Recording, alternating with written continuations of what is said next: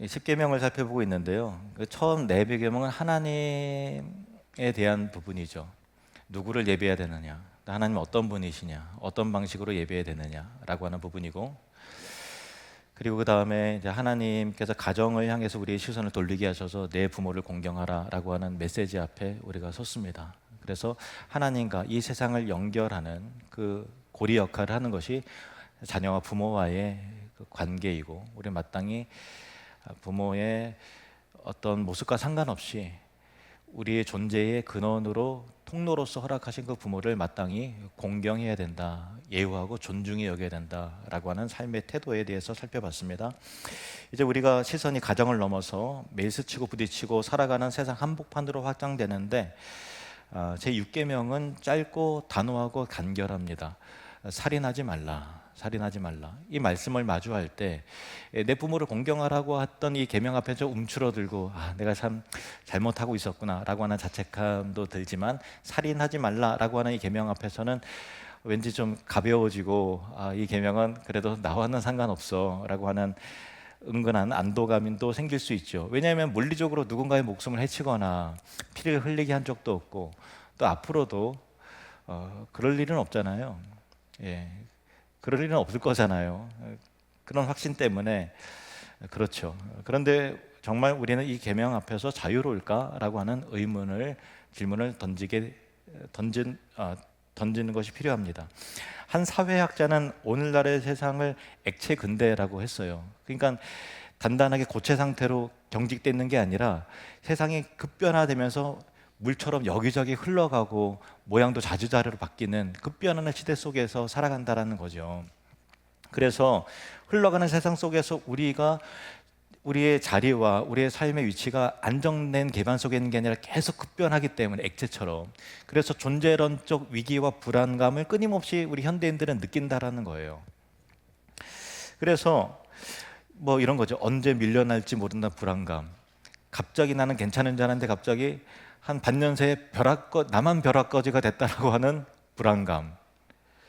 그리고 나의 쓸모와 생산성을 증명해내지 못한다면 순식간에 내가 액체의 상태에서 기체로 증발해버릴지 모른다라고 하는 무서움, 두려움, 공포. 근데 이 불안감과 긴장감이 우리에게 깊게 잠식이 되면은 우리 인간은 그래 나 어쩔 수 없어 라고 하는 것이 아니라 이 불안하기 때문에 방어 기제가 발동이 되고, 그래서 생존을 위해서 타인을 밀어내기 시작한다라는 거예요. 나를 보호하기 위해서 타인을 밀어낸다. 그래서 제1계명 때 우리가 살펴본 박찬욱 감독의 영화 어쩔 수가 없다라고 하는 그 영화가 보여주는 정서와 사회적 흐름이, 단면이 바로 이런 거예요. 구조조정으로 한 가정이 벼랑 끝에 몰렸어요. 금방 복직이 될 줄 알고 금방 자리가 취직이 될 줄 알았는데 안 돼요. 그러니까 잠재적인 경쟁자를 찾아내서 한 명씩 제거하는 거예요. 살해하는 그 비극이 펼쳐지는데, 그러면서 내가 이 가족을 보호하기 위해서는 어쩔 수가 없어, 내 자녀를 어떻게든 양육하기 위해서는 어쩔 수가 없는 거야 라고 하면서 스스로 정당화하고 위안을 삼는 거죠. 그 극 중에 나오는 모든 사람들이 다 어쩔 수가 없는 사람들이 모여서 극단적으로 서로에게 이렇게 치닫는 그런 모습들이 황당한 블랙 코미디 장르지만, 그래도 대중의 공감과 관심을 얻는 이유는 우리 일상과 일터 역시 형태만 다를 뿐, 내가 살기 위해서는 어쩔 수 없어 라고 하는 이 보이지 않는 카들이 냉혹하게 휘둘러지는 시대 속에서 살고 있기 때문에 그런 거죠. 승진하기 위해서는 어쩔 수 없어, 내가 내 자리를 보호하기 위해서는 저 사람을 눌러야 돼, 어쩔 수가 없는 거야. 그래서 계속해서 이 긴장 속에서 시기하게 되고, 불안하기 때문에 또 경쟁하게 되고, 누군가 미워하게 되고, 인격을 소멸시키고, 무관심과 냉정함으로 타인의 존재 가치를 지워놓는 일들이 매일 우리 일상 속에, 생활 속에서 일어나게 되는 거죠. 그래서 어쩌면 우리 역시 누군가의 피해자인가 동시에 피해자일 뿐일까요? 정말 그렇습니까? 누군가의 가해자일 수 있다라는 생각을 해야 되죠. 6계명은 바로 이 지점에서 시작이 됩니다. 살인하지 말라라고 하는 이 계명 앞에서 우리는 그럼 인간이라는 대체 어떤 존재인가라는 것을 물어야 돼요. 이 세상은 인간을 어떤 성과와 효율, 외모와 능력 중심으로 평가하잖아요.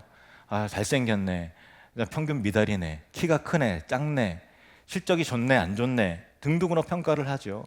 근데 성경은 우리 인간을 전혀 다른 기준으로 본다라는 거예요.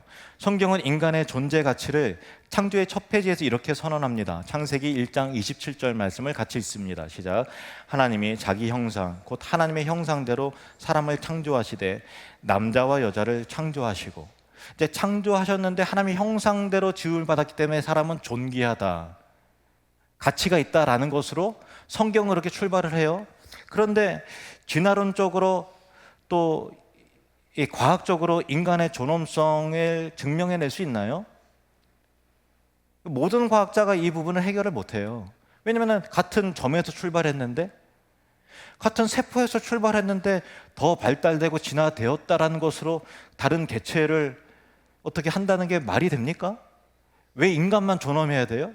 왜 인간만 특별합니까? 진화론적으로는, 과학적으로는, 사회학적으로는 그건 인간들의 생각인 거지, 증명해낼 수 있는 부분이 아니란 거예요. 근데 성경은 명확하게 얘기를 해요. 하나님의 자기 형상대로, 하나님의 거룩한 형상대로 인간을 창조하셨다는 거예요. 그래서 어떤 인간이라 할지라도 그 안에는 하나님의 거룩하고 또 영광스러운 존엄과 가치가 있는 것이죠. 그래서 인간은 존엄합니다. 우리 옆 사람 이렇게 축복하겠습니다. 당신은 존엄하신 분입니다. 예, 굉장히 가치 있고 존엄한 하나님의 형상대로 지음받았기 때문에. 그래서 내 앞에 이웃이 비록 마음에 들지 않고, 야, 성격이 참 이상해, 아니 어떻게 말을 그렇게 믿게 하려도 그렇게 할 수도 없을 것 같아 라고 한다 할지라도, 또 사회적으로 연약해 보이고 무능해 보이고 쓸모없는 사람처럼 보인다 할지라도, 어떤 사람이라도 그 내면에는 창조주 하나님의 거룩한 도장이 찍혀져 있다는 사실을 여러분 꼭 기억하셔야 됩니다. 그러므로 타인의 생명을 해하거나 인격을 함부로 재단하는 행위는 인간 사회의 도덕을 어기는 수준을 넘어서 창조주의 작품을 훼손하고 그분의 권위에 직접 맞서는 일이에요. 여러분이 대단한 예술가라고 생각을 해요. 정말 심혈을 기울여 작품을 남겼어요. 야, 정말 너무 귀하다, 내가 만들었지만 너무 잘 만들었다, 귀한 작품이다. 그런데 누군가에게 그것을 칼로 긋고 락화를 칠하고 구멍을 내고 한다면 여러분이 그럴 수도 있지 라고 생각할까요? 머리 끝까지 화가 날 겁니다. 분노가 폭발할 거예요. 한 사람 한 사람이 하나님에서 그런 예술 작품으로서의 존엄한 존재고 존귀한 존재라는 거예요. 더 깊이 들어가면 이 계명은 생명의 주권이 오직 하나님께만 있음을 깨닫게 하는 거예요. 그래서 생명은 내가 소유한 내 재산이 아니야. 내 소유를 주장할 수 없어요. 왜냐하면 여러분이 태어나고 싶어서 태어났습니까? 여러분의 부모를 결정하고서 그렇게 했습니까? 아니에요. 잠시 하나님께 위탁받은 거예요. 심지어 우리의 호흡까지도 내가 몇 날 몇 시에 이 호흡 멈춰야 되겠어, 그렇게 할 수 있는 게 아니라는 거예요. 그래서 살인이라고 하는 것은 내가 주인의 자리에 앉아서 타인의 존재 가치를 지워버릴 수도 있다고 믿는 오만이죠. 이 사실은 나 자신을 향한 시선에도 그대로 적용이 돼요. 삶이 너무 고달프고 지친다는 이유로 자신을 학대하고 깨뜨려고 하고 하는 그 절망의 자리에 혹시 서 있다면 우리는 그런 결정 권한이 없다라는 것을 여러분 꼭 기억하시길 바랍니다.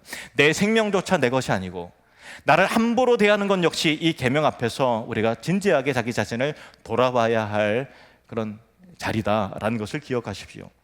그런데 인류 최초의 살인이라는 것은 정말 치열한 전쟁터에서 일어난 것이 아니라 가장 안전한 터전과 울타리가 되어야 했던 가정 안에서 일어났다는 것을 여러분 기억하십니까? 가정 안에서 하나님을 예배하는 제단 앞에서 이루어진 겁니다. 형제 간에 이루어졌어요. 위에 있어야 될 그 관계 속에서 가인이 아우 아벨을 향한 시기와 끌어오는 분노를 억제하지 못해서 들판에서 그를 쳐 죽입니다. 창세기 4장 10절 말씀,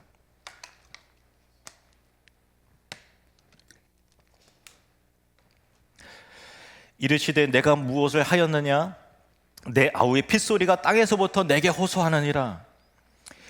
아벨이 죽었는데 그 피에 하나님을 향한 호소가 들어있다는 거예요. 하나님, 나는 억울하게 지금 죽습니다.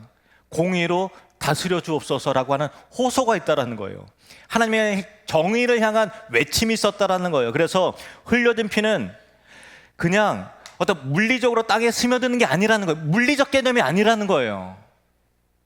영적 개념인 거고, 존재론적 개념인 거고, 진리의 개념이라는 거예요.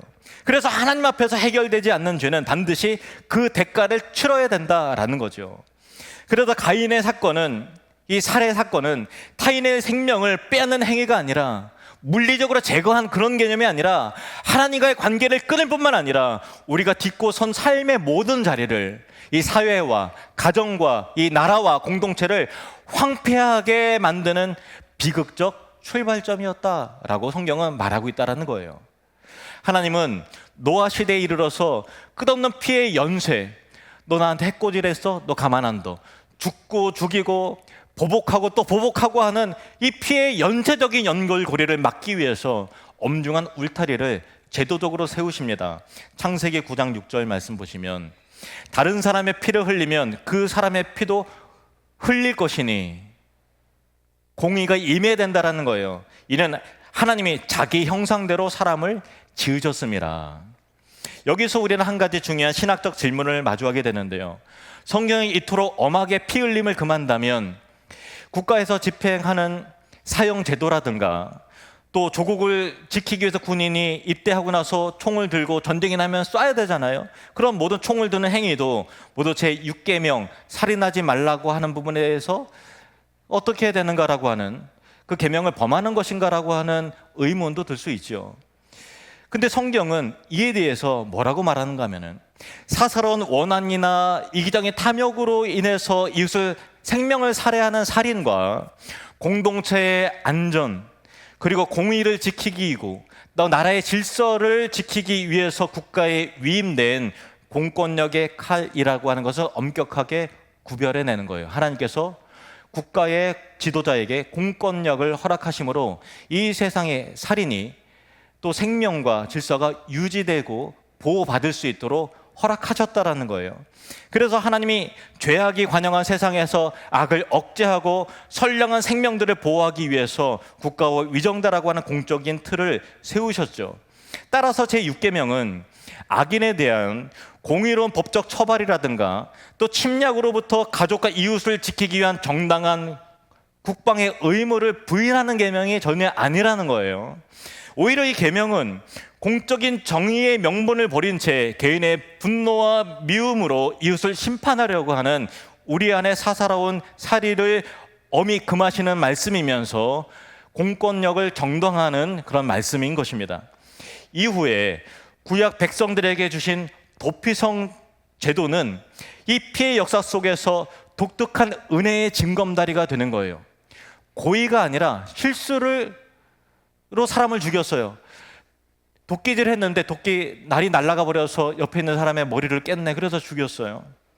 그럴 경우 가족들이 보복할 거 아니에요. 그래서 그 보복을 피해서 목숨을 건질 수 있도록 피난처, 도피성이라고 하는 피난처를 마련해 주셨습니다. 도피성 안에는 살인을 했다 하더라도 고의가 아닐 경우는 보호받을 수 있었어요. 그래서 보복하지 못하도록 그 생명을 보호해 주시는 거죠. 그런데 이 도피성 안에는 피했지만 도피성 밖으로 나가면 죽는 거예요. 도피성 안에는 보호받을 수 있어요. 안에서만. 나갈 수는 없었어요. 그러면 가족도 만나지 못하는 거예요. 평생을 도피성 안에서 살아야 되는 거예요. 자유로운 것 같고 생명을 얻은 것 같지만, 생명을 보호받는 것 같지만 자유는 없죠. 그런데 이 도피성에 들어간 사람이 완전한 자유를 얻고 진짜 집으로 돌아가고 그리웠던 가족을 만날 수 있었던 유일한 단 하나의 조건이 있었어요. 그것이 무엇일까요? 바로 거룩한 도피성을 맡은 기름 부음 받은 대제사장이 죽는다면 죽는 그날 그는 자유를 얻을 것이다. 성경이 이렇게 기록되어 있어요. 민수기 35장 28절 말씀을 같이 읽겠습니다. 이는 살인자가 대제사장이 죽기까지 그 도피성에 머물러야 할 것임이라. 대제사장이 죽은 후에는 그 살인자가 자기 소유의 땅으로 돌아갈 수 있느니라. 자유를 얻게 될 것이다. 가족을 만나게 될 것이다. 대제사장의 죽음으로 살인자의 죄값을 대신 짊어지는 대속의 대가가 됐다는 거. 이 살인자 왜 죽느냐? 대제사장의 죽음과 이 살인자의 자유가 무슨 상관이 있느냐? 이 살인자의 죄랄지라도 대신 대속자인 대제사장의 죽음으로 대속의 은혜가 그에게 임한다라는 거예요. 이 도피성의 이 희미한 그림자는 처음부터 단 한 분을 가리키고 있습니다. 자신의 죽음으로 우리 모두에게 완전한 피난처가 되어주실 참된 대제사장, 그분이 바로 예수 그리스도이십니다. 예수님께서는 산상수훈을 통해서 이 계명의 경계를 외적 행위에서 우리 마음의 깊은 심연으로 완전히 옮겨 놓으십니다. 우리는 나는 살인하지 않았으니까 도피성이 필요 없네. 그게 아니라 이 산상수훈의 계명을 잘 한번 들어보십시오. 마태복음 5장 22절 말씀을 보십시오. 같이 읽습니다. 시작. 나는 너희에게 이르노니 형제에게 노하는 자마다 심판을 받게 되고 형제를 대하여 라가라 하는 자는 공회에 잡혀가게 되고 미련한 놈이라 하는 자는 지옥불에 들어가게 되리라. 그러니까 주님은 우리 마음속에 은연중에 품고 있는 미움과 분노, 그리고 형제를 무시하고 멸시하는 그 말 한마디가 이미 살인의 뿌리에 맞닿아 있다라는 거예요. 나 직접 칼로 죽이지 않았어요. 총 쏴 죽이지 않았어요. 피 흘리게 하지 않았어요. 그럼에도 불구하고 저 모조리 멍청한 놈 내까짓게 라고 하는 그런 모든 라가라고 하는 현대적인 표현은 그런 거예요. 아무짝에도 쓸모없는 저 인간 하고서 혀를 차는 욕설의 그 의미인데, 내 눈앞에 있는 이웃이 내 마음에 들지 않는다는 이유로 가치없게 여기고 마음에 비수를 꼽는 상처를 주는 모든 언어와 감정이 이미 제 6계명에게 범하고 있다는 선언이죠. 나는 그런 적이 없는데 정말 그럴까요? 무심코 던지는 그 한마디, 무심코 보내는 그 멸시의 눈빛, 그것이 이미 그 사람의 인격과 존재 가치를 지워버리는 살인 행위와 맞닿아 있다라는 것을 예수님 말씀하심을 통해서 나는 살인하지 않았어 라고 나는 이 계명과 상관없어 라고 하는 모든 사람들을 향해서 아니야, 너도 이 계명과 저촉돼 있어 라는 말씀을 하신다라는 거예요.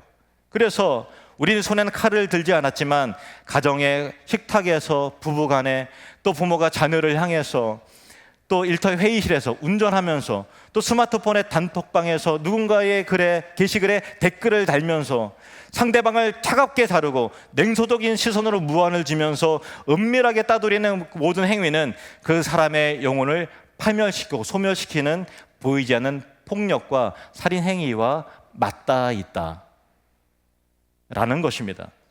그래서 제6계명은 우리의 가라앉은 내면을 들추어내어서 내 힘으로는 온전히 사랑할 수 없음을 고백하는 가난한 마음의 자리로 우리를 이끌어가는 것입니다.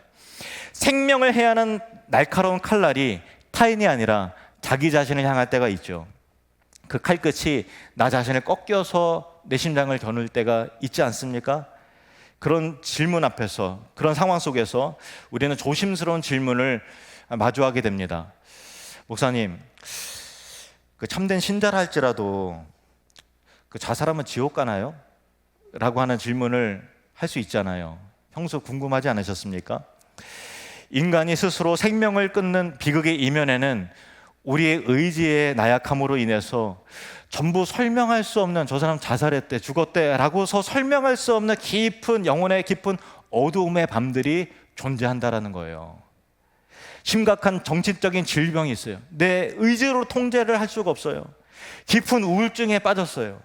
도저히 홀로 감당할 수 없는 고립이 그에게 있어요. 그것이, 그 상황이 그 영혼을 확 하고 집어삼킬 때가 있죠. 그래서 참된 신자라고 할지라도 극심한 영적 침체와 정신적인 아픔 속에서 순간적으로 이성과 판단력을 잃고서 완전히 방황할 수 있다라고 하는 것이 우리가 가진 실존적인 연약함이 있다라는 것을 우리는 인정해야 된다라는 거예요. 용기가 없어서 그랬지. 그때 그 사람이 생각나서 그랬지. 그렇지 않나요? 복음이라고 하는 것은 이 처절한 영혼의 조난 상태를 향해서 은혜의 구원이 언제나 앞에 선다는 사실을 분명히 선언하고 있어요. 우리 로마서 8장 39절 말씀을 같이 읽겠습니다. 로마서 8장 39절 말씀 시작. 높음이나 깊음이나 다른 어떤 피조물이라도 우리를 우리 주 그리스도 예수 안에 있는 하나님의 사랑에서 끊을 수 없어. 어떤 것이라도 하나님의 사랑에서 끊을 수 없다. 예수 그리스도께서 십자가에서 흘리신 보혈의 후혈력은 우리가 과거에 지은 죄와 현재의 허물뿐만 아니라 미처 회개하지 못하고 맞이한 마지막의 순간의 연약함까지도 완전히 덮는 대속의 은혜다라는 거예요. 복음은 그래, 너 과거에 지은 죄는 용서지. 그런데 끝까지 실수하면 안 돼. 끝까지 너를 지켜내야만 너는 구원받을 수 있어 라고 하는 거래 조건이 아니라는 거예요. 하나님의 은혜는 우리의 모든 연약함과 허물을 다 덮는 완전한 대속이라는 거예요. 오래전에 동료 목사가 자신의 교회 안에 어느 집사님 자녀가 이제 자살로 생을 이제 마감을 했는데, 청년의 장례식을 잘못된 죽음이라고 해서 장례식 집례를 거절했다고 그러더라고요. 그러면서 그 한 얘기가 자기는 하나님 앞에서 마땅히 옳은 결정을 한 거라고 하는 그런 뉘앙스가 거기 있어서 제가 깜짝 놀랐어요. 아니, 가장 큰 격려와 위로와 소망이 필요한 그 순간에 잘못된 죽음이라고 장례식 집례를 거절한다는 게 그게 맞는 건가? 그거 옳지 않은데 근데 왜 그거를 맞다고 생각하지? 라고 하는 부분에 있어서 제가 큰 충격을 받은 적이 있어요.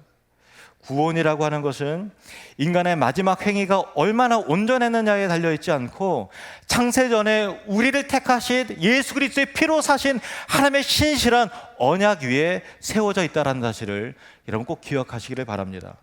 영혼의 조난 속에서 일어난 비극은 결코 그리스도의 거대한 구원보다 결단코 크지 않다는 거예요. 우리 인간의 나약함과 실수까지도 다 덮어주시는 십자가의 은혜가 훨씬 더 크다라는 거죠. 그래서 여러분 혹시 여러분의 삶 가운데서 여러분의 이웃과 또 가족과 성도 간에 혹시 일어나서는 안 되는 그런 비극적인 죽음이 벌어졌을 때 서투른 정죄를 거두고 그 아픈 영혼을 하나님의 무한한 자비에 의탁드리는 그런 복음적 은혜의 신자와 시선들이 있으시기를 축복합니다.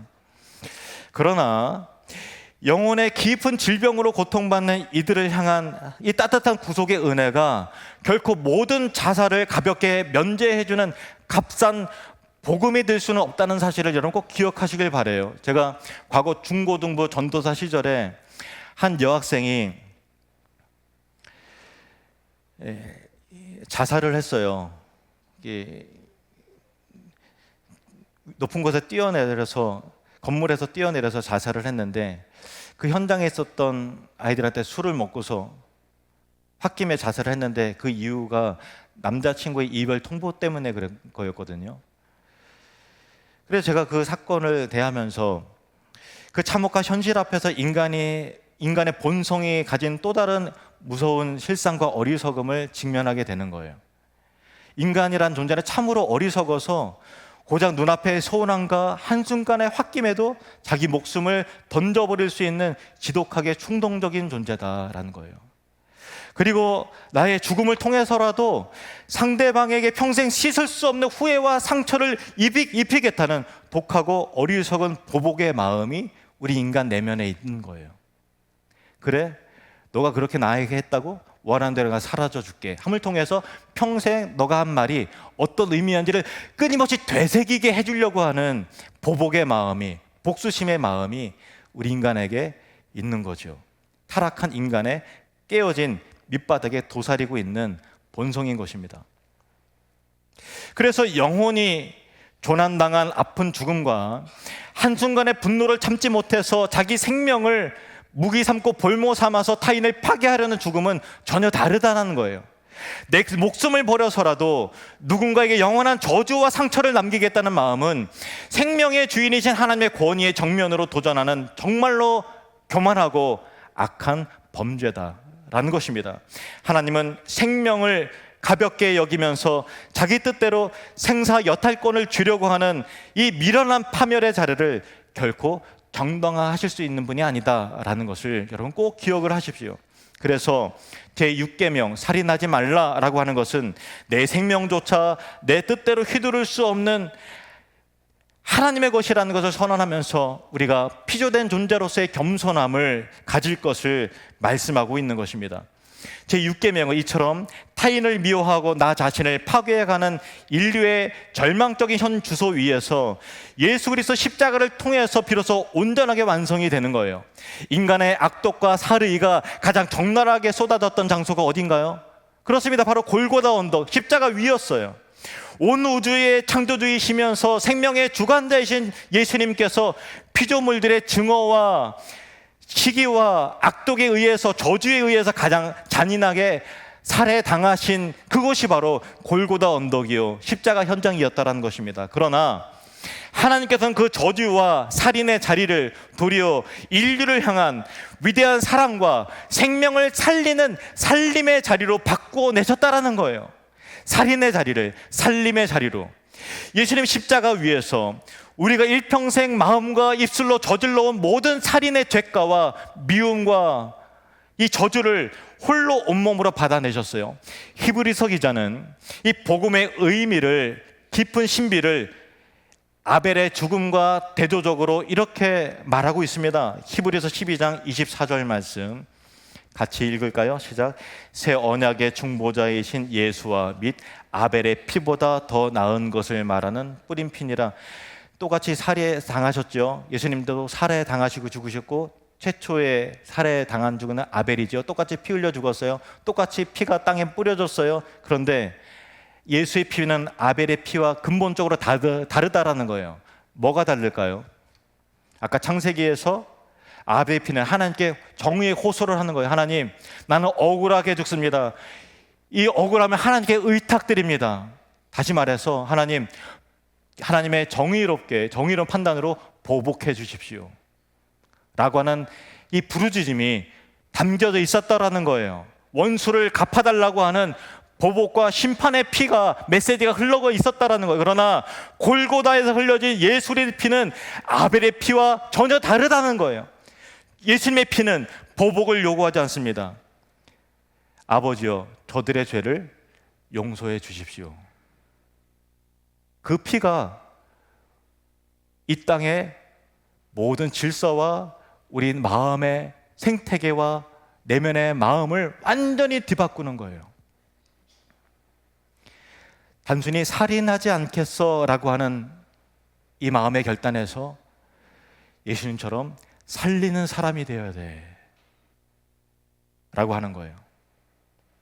이 은혜를 경험한 자들에게 제6계명은 하지 말라, 살인하지 말라고 한 소극적인 의미에 머무르지 않고 이웃의 생명을 풍성하게 하고 절망의 벼랑 끝에 선 이들을 적극적으로 건져내라고 하는 사명의 명령으로 들어와서 나의 내면을 완전히 뒤바꾸는 것입니다. 예수님께서 갈릴리 호숫가에서 베드로가 어부질을 할 때, 고기를 낚을 때 부르십니다. 그러면서 하시는 말씀이 나를 따라오너라, 내가 너희로 사람을 낚는 어부가 되게 하리라, 이렇게 말씀을 하셨죠. 베드로는 평생 고기를 잡아다가 시장에 내다 파는 사람이었어요. 야, 오늘은 많이 잡았네, 돈 좀 벌겠는걸. 야, 오늘은 이렇게 밤새도록 빈금을 지야, 야, 밀린 세금 어떻게 하냐, 나 큰일 났어. 그러니까 고기의 수량에 따라서 그날의 기분이 좌우가 되고 또 생존 문제가 거기 걸려 있는 거니까 얼마나 열심히 잡았겠어요. 그런데 좀 더 깊이 그 모습을 우리는 파고 들어가 보면 그의 그물에 걸려드는 물고기는 결국 베드로 의도와 상관없이 죽음을 향해 끌려가는 거잖아요. 단순히 수확량이 많다, 적다라고 하는 것은 베드로의 관점인 거고, 베드로의 그물에 걸려들고 끌어당기는 순간 그 물고기는 결국 죽음을 향해 끌려가는 거예요. 그렇지, 베드로의 잘못이다, 그 얘기를 하는 것이 아니에요. 어떤 의미에서 그것은 우리 모두의 자화상이라는 것을 말씀드리려고 하는 거예요. 살인하진 않았지만 나의 생존이 누군가를 밀어내고 나의 성공이 누군가를 지워가는 방식으로 우리는 이 시스템에 의해서 그렇게 살아가게 되었다라는 거예요. 그러나 베드로가 예수 그리스도를 만난 순간 삶의 방향이 완전히 뒤집어지는 거예요. 죽음을 향해 끌어당기는 손이 생명을 살리는 생명의 손이 된다는 거죠. 구원하는 손이 된다는 거죠. 이것이 복음이 우리 안에 일으키는 새 창조의 역사라는 사실을 여러분 기억하시길 바랍니다. 하나님께서는 여러분에게 놀라운 복음과 생명의 일들을 위탁하시는 것입니다. 사람을 살리는, 사람 낚는 어부가 되라. 그 전까지는 너의 손에 걸린 사람들은 생명을 잃게 되었을지라도 이제부터는 너를 만나는 사람마다, 너에게 손을 닿는 사람마다, 너가 밟는 곳마다 놀라운 회복과 위로와 새 창조의 일들이 일어나게 될 것이다. 이것이 우리 존재가 그리스도 안에서 완전히 뒤바뀌게 되었다라는 거예요. 로마서 12장 15절 말씀을 우리 함께 읽겠습니다. 시작. 즐거워하는 자들과 함께 즐거워하고 우는 자들과 함께 울라. 누가요? 교회가 그렇게 해야 된다는 거죠. 즐거워하는 자들과 함께 즐거워하고, 즐거워하는 자들에게 배 아파하고 시기하는 마음이 우리 본성에 있잖아요. 우는 자들에게 아니 내가 그럴 줄 알았어. 나는 아니니까 다행이다. 그것이 아니라 생명이 흘러가는 삶의 태도는 즐거워하는 자들과 함께 즐거워하고, 자녀 때문에 마음이 아파하는 자들을 함께 위로하고 함께 울어줄 수 있고 하는 그리스도를 닮은 생명력의 태도와 그 새 창조의 인격의 모습을 갖춰야 된다는 것이요. 저와 여러분이 이런 모습으로 살아가길 원합니다. 우리 하늘이름교회가 이런 교회가 되기를 원합니다. 그래서 타인의 얼굴을 대할 때 참 미움과 또 증오의 모습으로 바라보는 것이 아니라, 설령 그 사람의 못난 부분이 있다 할지라도 그 안에 새겨진 하나님의 거룩하신 인격과 하나님의 형상을 바라보고 축복하는 마음의 여유와 또 거룩한 인격의 진보가 이루어지는 우리 모두가 되기를, 그래서 만나는 이들을 살려내는 귀한 생명과 축복의 통로가 되기를 주님의 이름으로 축원합니다.